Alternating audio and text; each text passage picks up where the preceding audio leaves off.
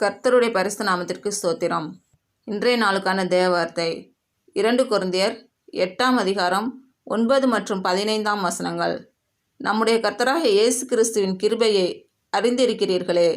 அவர் ஐசுரியமுள்ளவராயிருந்தும் நீங்கள் அவருடைய தரித்திரத்தினாலே ஐசுரியவான்களாகும்படிக்கு உங்கள் நிமித்தம் தரித்திரரானாரே.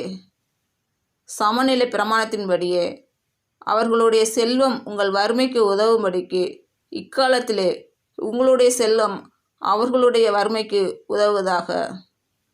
இன்று பிறந்த நாள் மற்றும் திருமண நாள் காணும் அனைவருக்கும் இயேசு கிறிஸ்து நாமத்தினாலே வாழ்த்துக்கள்.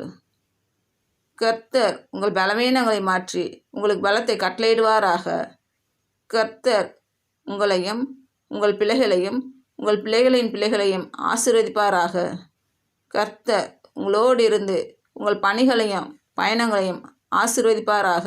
ஆமீன்.